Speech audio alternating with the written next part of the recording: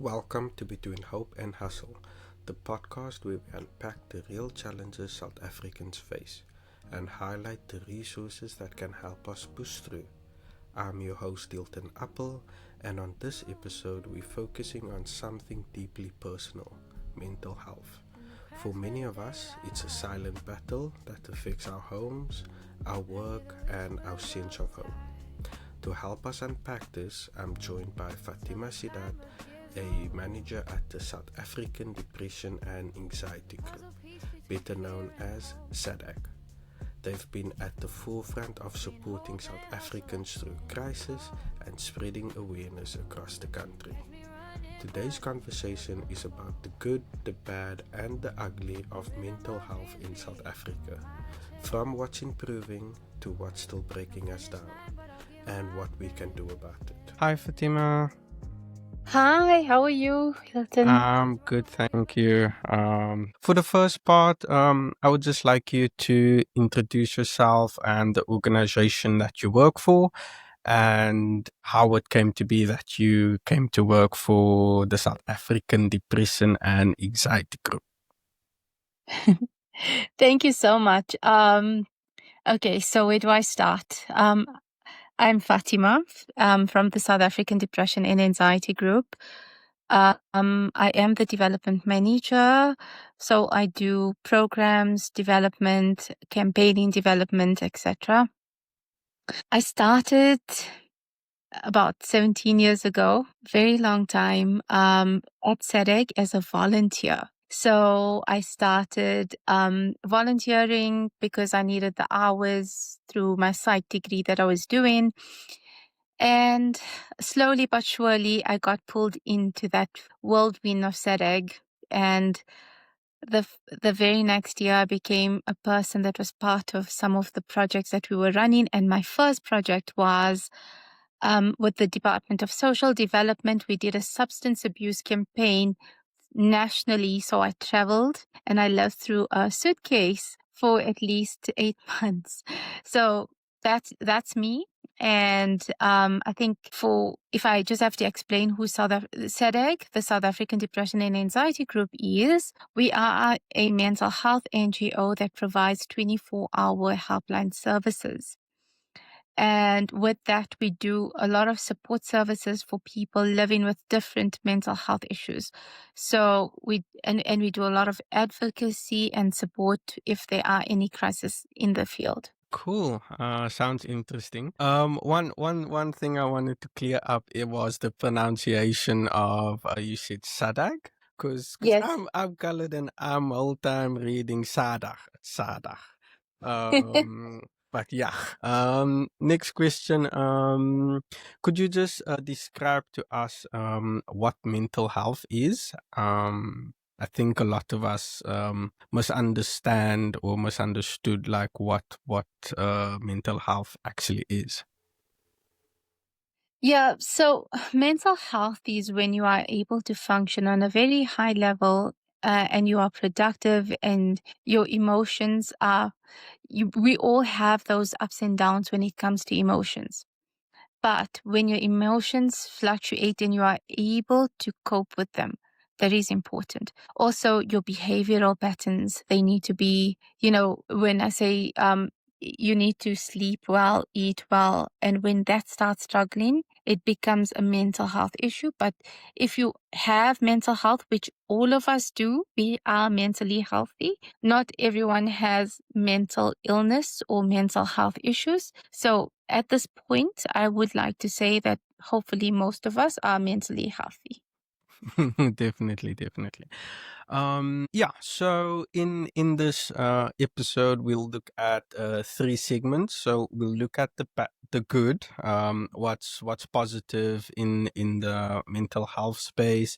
We'll look at the bad and the ugly, something not everyone wants to talk about. So the good, what are the positive changes you have noticed in South Africa's mental health space over the past few years? I think the most important thing is the stigma is starting to break down. Through conversations like the one I'm having with you, the interviews that we do on radio and TV, the information that we share, because the more we educate ourselves, the more we become familiar with mental health and well-being, and the more we are able to speak about it.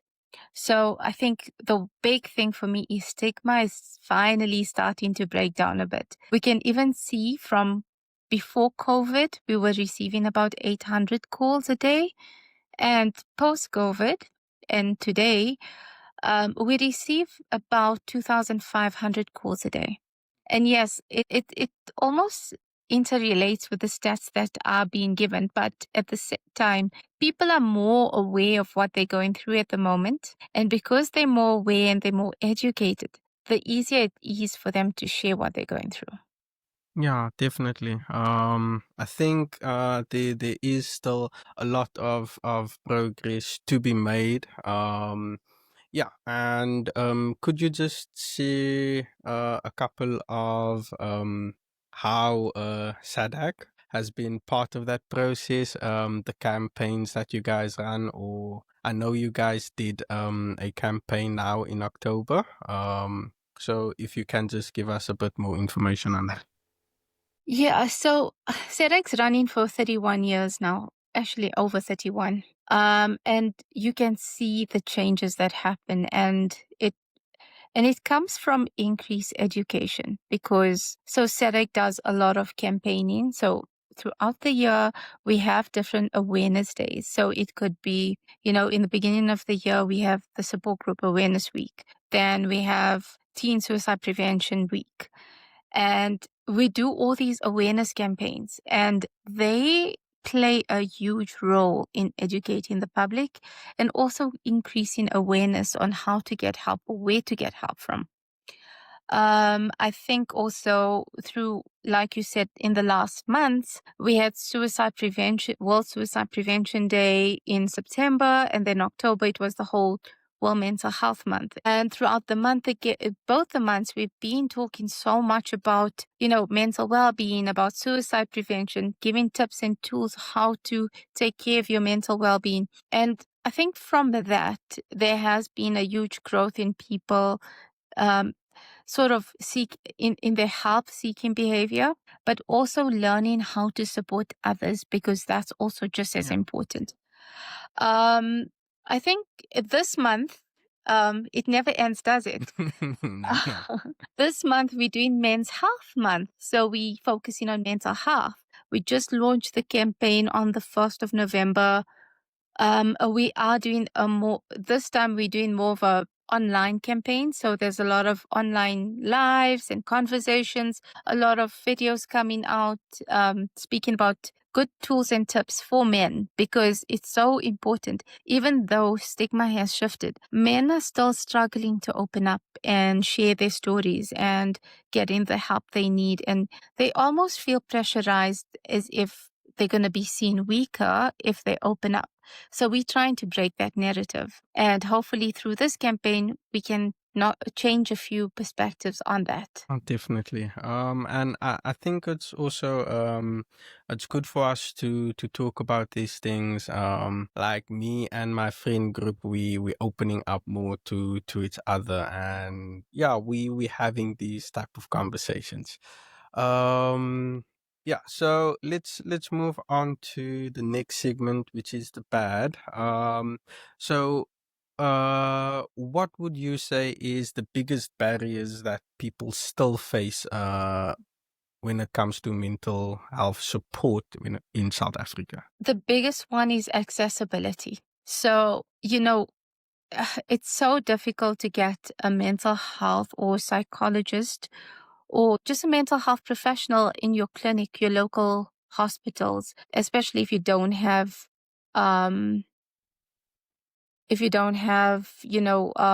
any medical aid or funding. And when we speak to our patients, especially in my one project that we do in one of the townships, and they have to take over 3 taxis just to go to the hospital to get the medication, with a huge unemployment rate, and then still having to pay for 3 taxis to get to a place where you have to get help, it's very difficult. I think also admissions are difficult. So when you look at people and again, using the public healthcare system, you go into your normal clinic that's in your area and they don't have anyone that has any mental health professional degrees or something.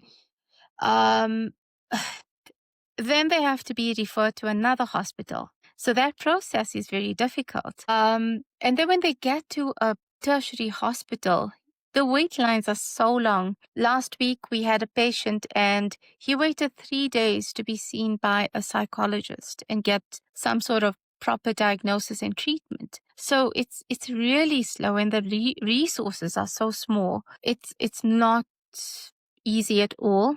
And at the same time, if you look at the national budget, every year it decreases in health systems, and we get 5% from that whole pool of health budget that is available, which is very little. And if you look at stats, 1 in 3 people will experience a mental health issue in their lifetime. And that's massive. I mean, we're 3 people right now, and one of us are going to have some sort of problem. How are we going to get help? Yeah.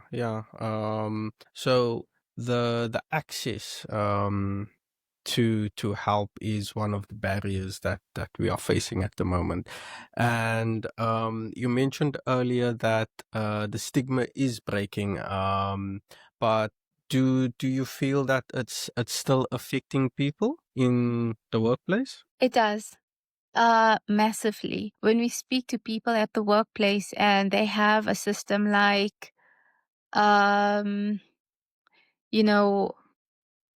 they have like maybe an HR department or employee wellness program, and they feel so afraid to open up to that avenues because they feel like they will be discriminated or they would be judged. So what they do is instead call SADAG and have a conversation with one of our counselors, and they know it would stay in a non-judgmental place, but also it's safe to talk because no one's going to know about it.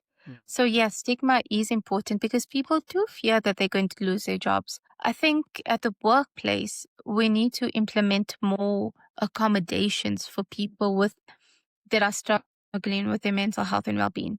And if we can do that, it will make it so much easier for people to be more productive. And I think a lot of companies are seeing that. And that's why they tapping into, having wellness days, having mental health check-ins and break days. I know in Australia, people can take a whole month for mental health and well-being.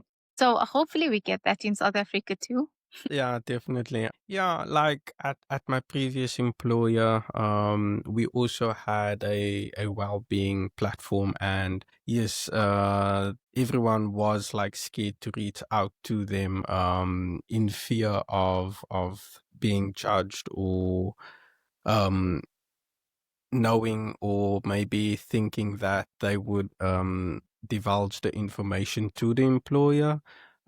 So yeah, that is things that that keep us from using the available resources. Another question is, what is the most common issues people reach out to you guys for? It's so difficult to pinpoint that because it's everything. So we live in a country where there's a lot of trauma that happens, and that's from crime, our high crime rate, our high gender-based violence rates. So yes, trauma is one of that, but paired with that is anxiety. Because how many of us actually go through, workplace anxiety, having anxiety, just making sure that we are able to assist our family members at home. South Africa has been named as one of the countries with the most highest anxiety levels in the world. And that comes from waking up in the morning. So we are an anxious nation, but at the same time, we are a resilient nation because we know what's it like to fight through things. So yes, anxiety is one of the biggest, and then depression, I would say, substance abuse as well. So when I look at like even stats from what we have, it's always trauma, depression, anxiety, grief and loss, substance abuse, and relationship issues. Those are 6 of our biggest things that we see often. But every month it changes, so it's never static. In December, we get a lot of calls of maybe loneliness, social anxiety, because some people have to be in public spaces or in family gatherings when they don't feel comfortable in it. A lot of financial issues that pair up with anxiety and depression as well. So yeah, every month's different, but these are like the top 6 that I can see consistently happening throughout the year. Yeah, it's interesting you mentioning December. That is a time where I also normally feel I don't want to be around people. Like I normally stick to myself. So it seems like it kind of is like a seasonal thing. So yeah, thank you for bringing that up. Um, what what can ordinary South Africans like us um, do to support one another with this mental health state of South Africa? It's an interesting question. And I'm always big on kindness. I always say that you never know what the next person is going through. And if we can just be kinder to each other, it might change something. You see these videos, I like because I do a lot of research for campaigning. There's videos of how one smile changed person's decision to take their lives. Or how a simple hi, hello changes someone's life because they feel validated and seen, because often people that are struggling with their mental health feel unseen.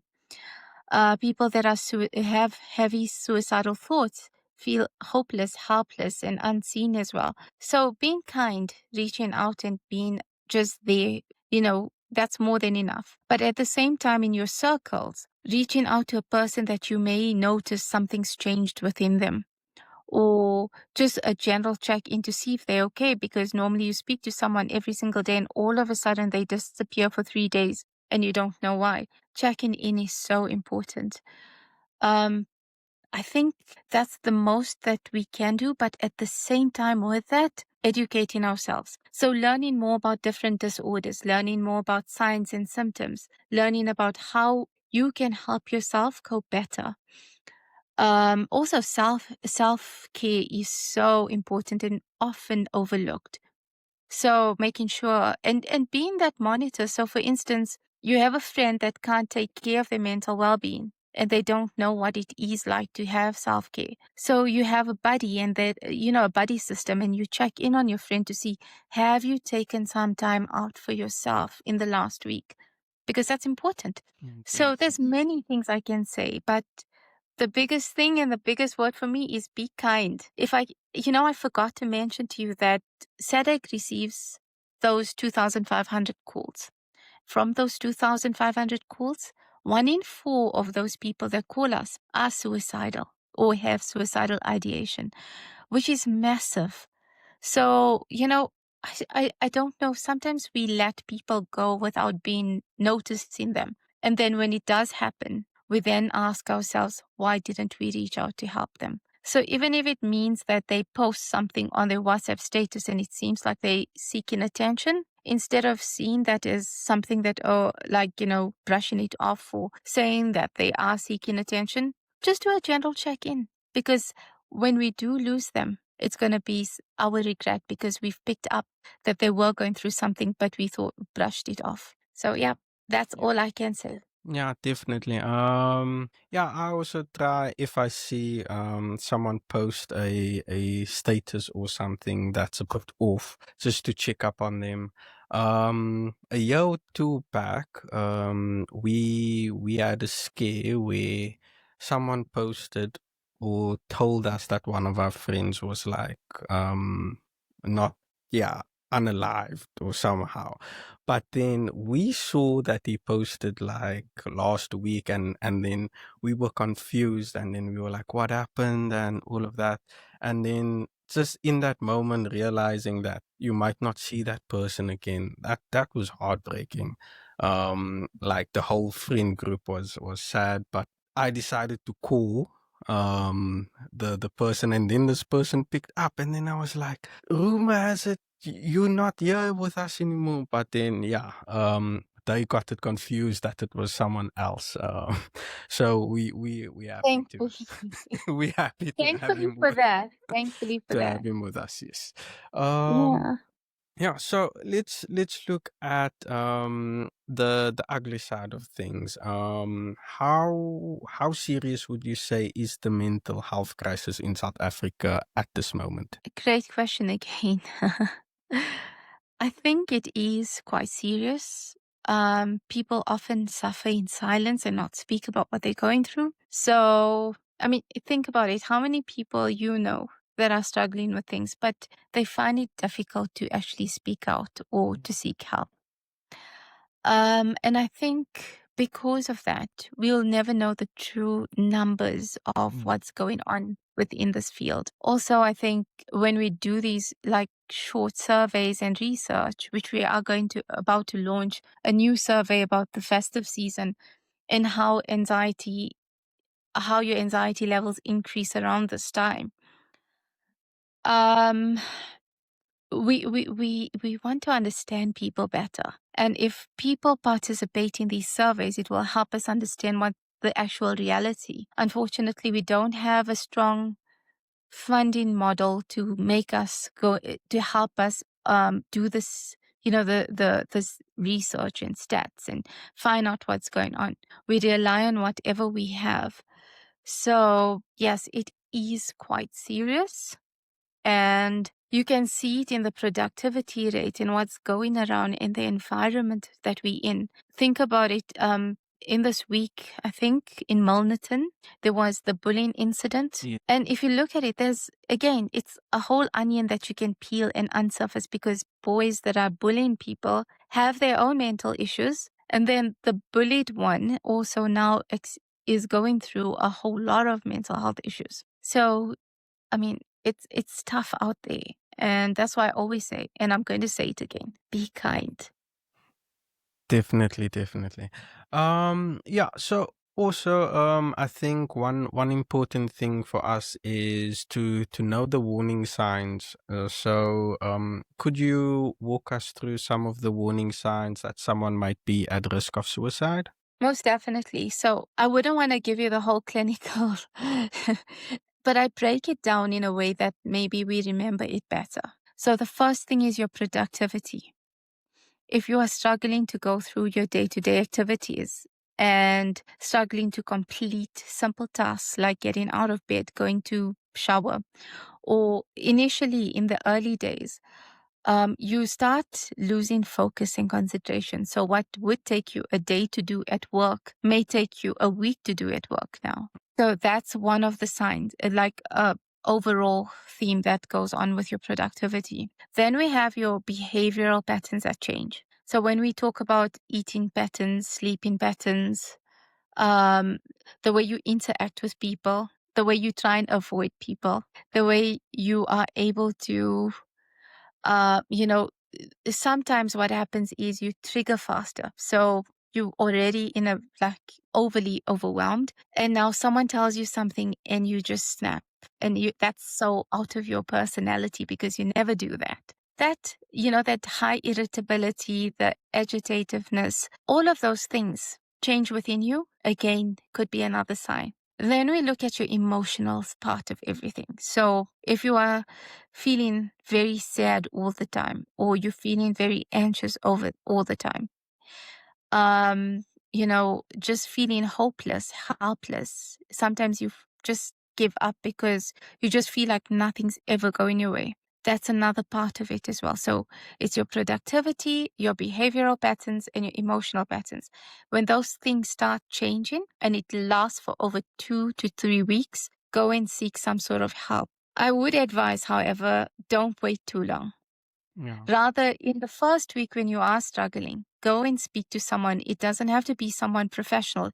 It could be a friend. It could be our call center.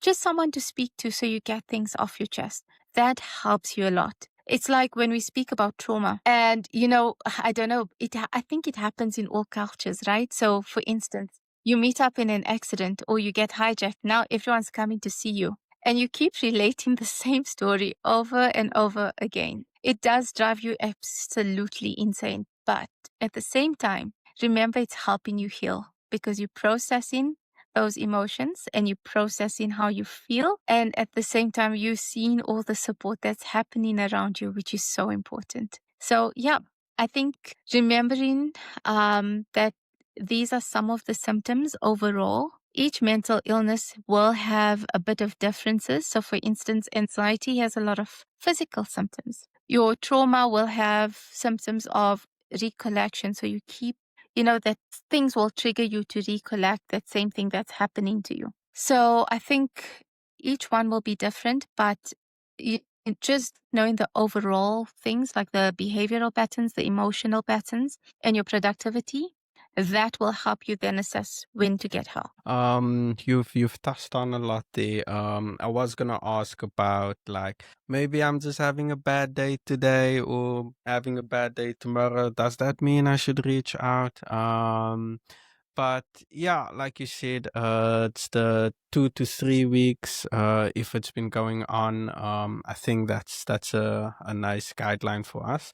Also with that, if people are going through things like a lot of them or a lot of South Africans, let's say, would run to some sort of quick release, like substance abuse, or things like that.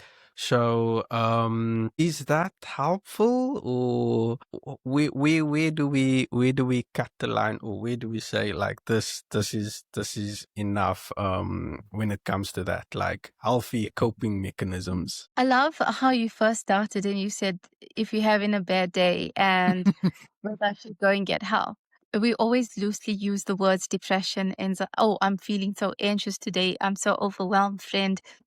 Remember, even on those days, speak to someone about it because it will help you heal faster. Most of mental illnesses, or like depression, anxiety specifically, if you keep bottling things and you leave it unresolved and you don't attend to it, it becomes a bigger issue later in life. With your other question, yes, there is such a thing as bad coping mechanisms and good coping mechanisms. So your good coping is getting therapy, speaking to someone. Also, lifestyle changes are so important, right? Then we have your so that's all good things. Then we have the bad things like the substances, alcohol abuse, drug abuse, all of those things. And it's things that we need to avoid. So when I say educate yourself about these different issues and how to cope better and self-care and learning coping skills are so important. So you avoid the unhealthy coping mechanisms. And that will help you get through whatever you need to go through. Yeah, definitely. Yeah, I've also had like a health scare where blood pressure was like through the roof, and I think there was like a lot of contributing factors to that, stress and all of that. And one thing that helped me was getting into running, getting a goal. I want to complete a certain race distance and then training towards that. Yeah, and yeah, like my blood pressure came down and I was able to reach one of my running goals. So I think definitely having a healthy coping mechanism helps a lot. When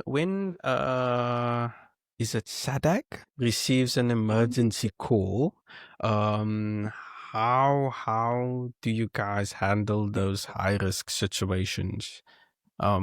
Is there like a certain process that you guys go through, or yeah, could you just walk us through that? So we do get very often, I know, with my experience, my first call was a suicidal call. So, yeah, when these emergencies happen, there are supervisors that assist our volunteer counselors. Also, remember that all our counselors are trained by us. So they are equipped to handle difficult situations when they do come up. But at the same time, if there is a serious call, We all work together and we support each other. So the counselor will write notes and say, I need support, phone in this place, or I got the address, this is the address, can you call for an ambulance to go through to the person, or any emergency services, or if they have a loved one, can we call that person to get to the house immediately to support the person? So we sort of have a system in place. Not every call is an emergency. Yeah. Sometimes it's just someone that wants to talk and feel better. Other times it is someone that's like there's an extreme emergency and an active, maybe someone going through a psychotic episode or anything of that sort. And we get emergency services. We make sure we get all the details, and we also support each other. If after the call, the counselor does feel a bit uneasy, we do debriefing as well, because we also need it, right? Yeah, I was about So to ask about that. So yes, we debrief, we support. If there's a need for further support, we do that as well. Okay, cool. It's good to know that you guys also have some sort of support or some sort of support structure that helps alleviate the pressures, because I believe it can get a lot.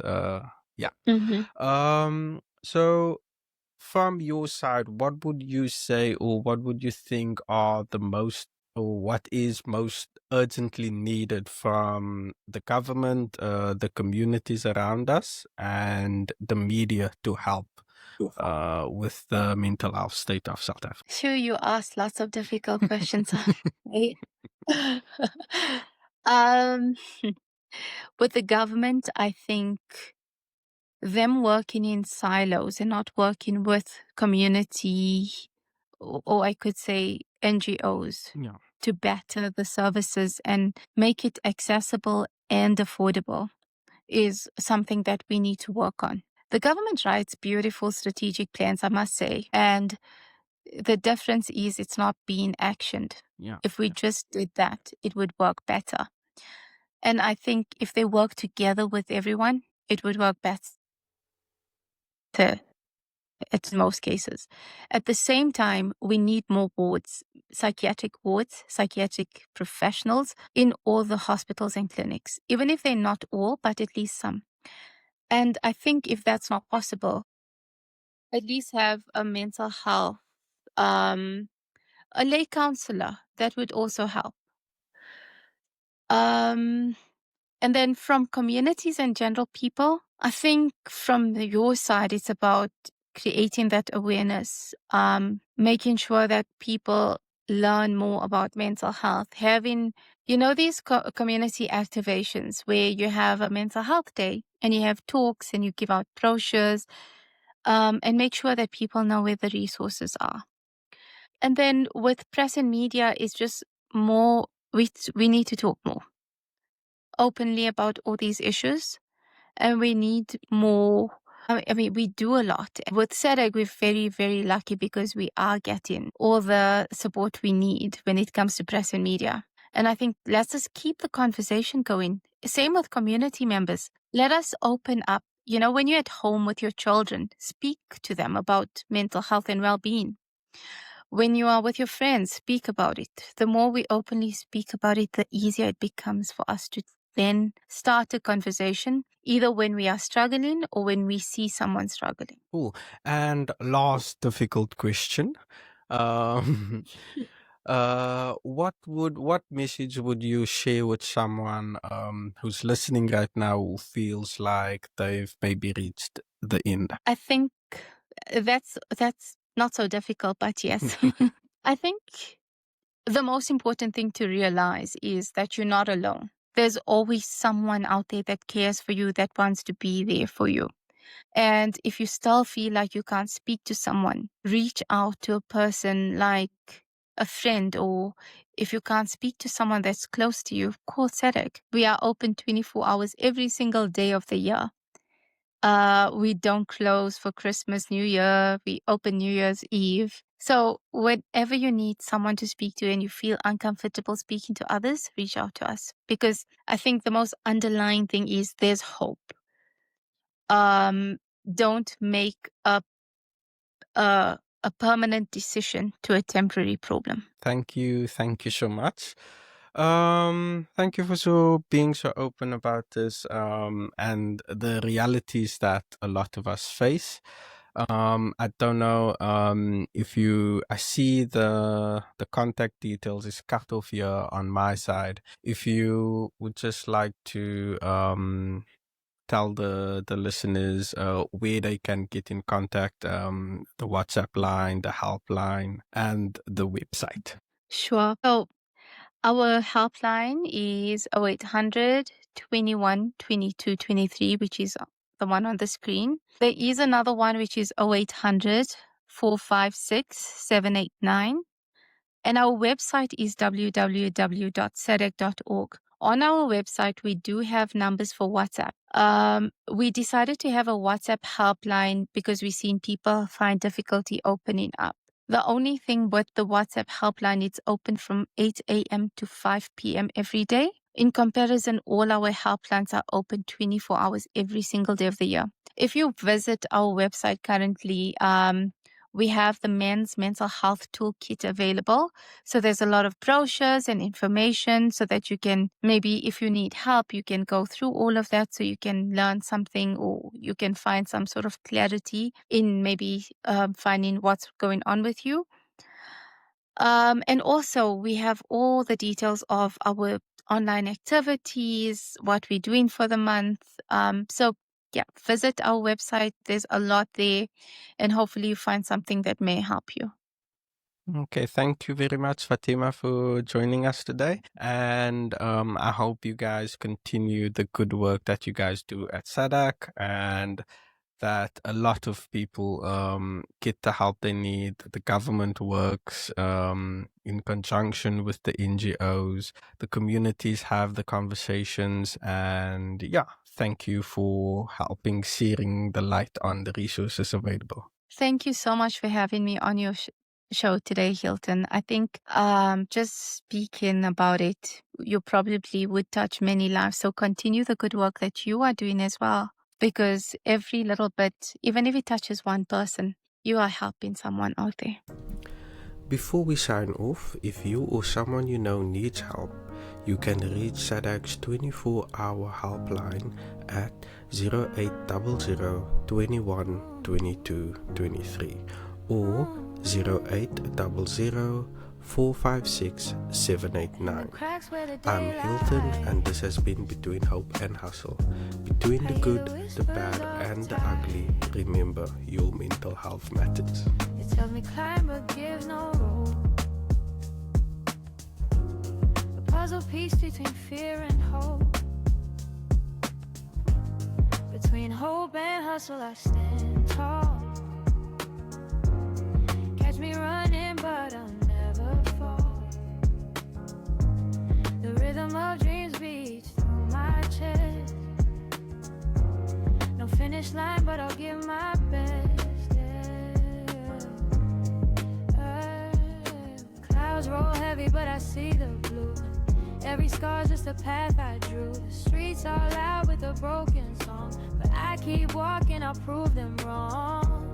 I got the fire, I got the fight. Through the shadows I find my light. Step by step through the thunder's drum. Between hope and hustle I overcome.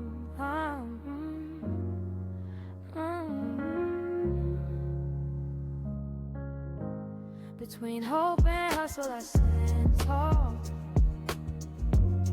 Catch me running but I don't ever fall. The rhythm of dreams beats through my chest. No finish line but I'll give my best, yeah. Between hope and hustle I stand tall. Catch me running but I don't ever fall.